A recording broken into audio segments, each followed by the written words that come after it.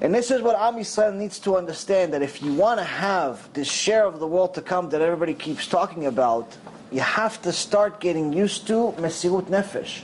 You have to start getting used to self-sacrifice. You can't just live a comfortable life, enjoy this world on a regular basis, and think that your Ha'Olam Haba is going to look pretty. It's not realistic. You didn't come to enjoy this world.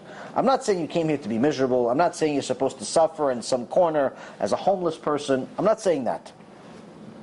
But what I am saying is that you are supposed to get used to making yourself uncomfortable for the sake of Hashem. So if it's easy for you to learn 15 minutes a day, then that means it's not enough. You have to start learning a half hour. If it's easy for you to learn a half hour, then it's time for you to learn an hour. If it's easy for you to listen to my lectures online or here, great. You have to listen to more lectures, not just once a week. If you're listening to lectures all week, all day there's lectures, it's easy for you. You listen to it on the way to work, you listen to it on the way home. That's your Torah. It's easy for you to listen to lectures. It's time to open a book, my friend. You can't just listen to lectures your whole life. Yes, we make it easy for you, Baruch Hashem. Rabbis that work hard to arrange these lectures, make it easy for people to learn. It's good, it's important. You should continue to listen to lectures, but there's levels of Torah. Lectures is one level, but learning yourself from Gemara, from the books themselves, it's a higher level, of course. It's more difficult. You're going to have to do the hard work of figuring out what it says.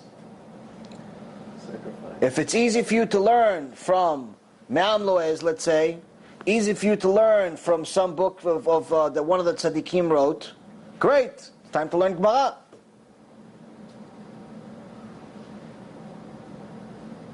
If it's easy for you to learn Gemara, Ashrecha v'ashrech elkecha, it's time to learn Gemara with Tosfot. And it keeps going and going and going and going. But now, the ultimate purpose of all of it, all of this learning, is not for you guys to turn into encyclopedias and start teaching me. It's for you to apply all of it. Start applying everything you learn. When you see in Masechet Brachot, which is usually the first Gemara that people read, you see in Masechet Brachot, it says, if a man has a woman as a customer, and he has to give her change,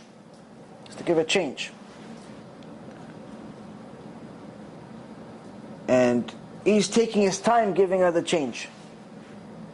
1, 2, 3, 4, 5, 6. He's taking her time giving a change.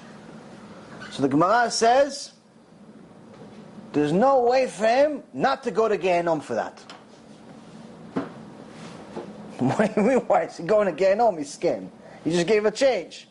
Because he's only taking his time, according to the Gemara, to look her out. Just like you said, to look at our hands, not to look at our body, to look at our hands.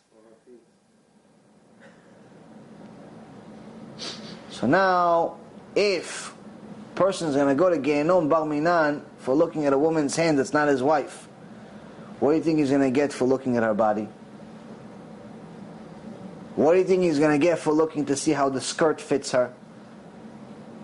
Or how the shirt is cut off, and how she's not modest, or this, or that? What do you think he's going to get for that? He's going to get Gan Eden for that?